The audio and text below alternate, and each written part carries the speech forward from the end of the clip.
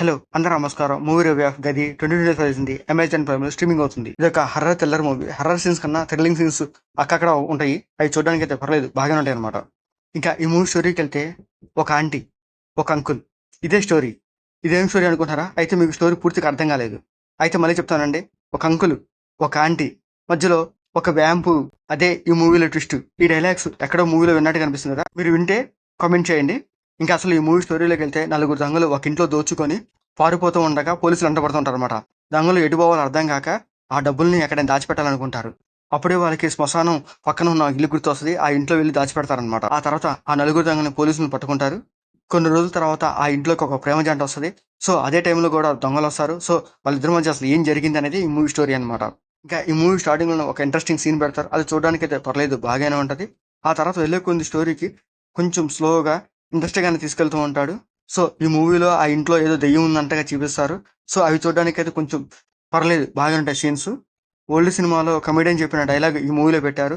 అదే ఒక అంకులు, ఒక ఆంటీ, ఒక వ్యాంపు. ఇదే స్టోరీ అనమాట. సో, అదే పాయింట్ మీద మూవీ చూపిస్తారు సీన్స్.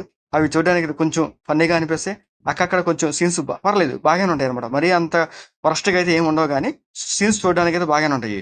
ఇంకా ఈ మూవీలో అక్కడక్కడ కొన్ని ట్విస్ట్ సీన్‌లయితే ట్రై చేశారు. అవి చూడడానికైతే పర్లేదు ఓకే, ఓకే అనిపిస్తాయి గానీ, మరీ అంత ఈ మూవీకి హైలైట్ అన్నట్టు చెప్పలేను గానీ, చూడడానికైతే ఓకే, ఓకే అనిపిస్తాయి.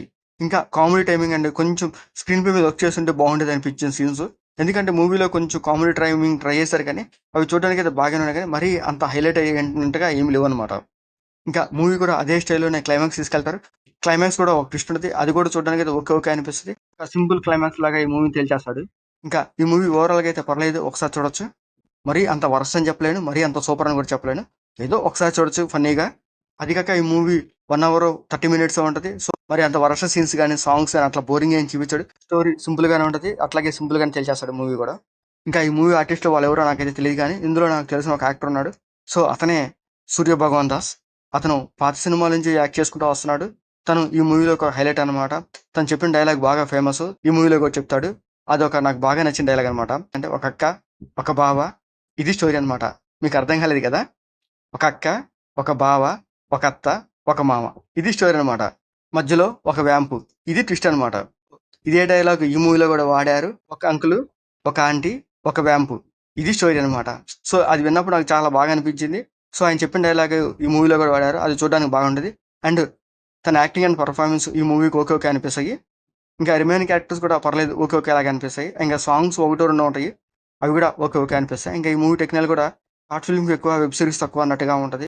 ఈ మూవీ కంప్లీట్‌గా ఒక ఇంట్లోనే తీస్తారు. ఆ ఇంట్లో వచ్చే సీన్స్ చూడడానికైతే పర్లేదు బాగానే ఉంటాయి. ఏదో వీడియో కెమెరాతో తీసినట్టు అనిపిస్తుంది గానీ, అంత క్వాలిటీగా అనిపించదు ఈ మూవీ. ఇంకా ఈ మూవీ బ్లడ్ సీన్స్ గానీ, అడల్ట్ సీన్స్ గానీ అట్లాంటియేమి లేవు.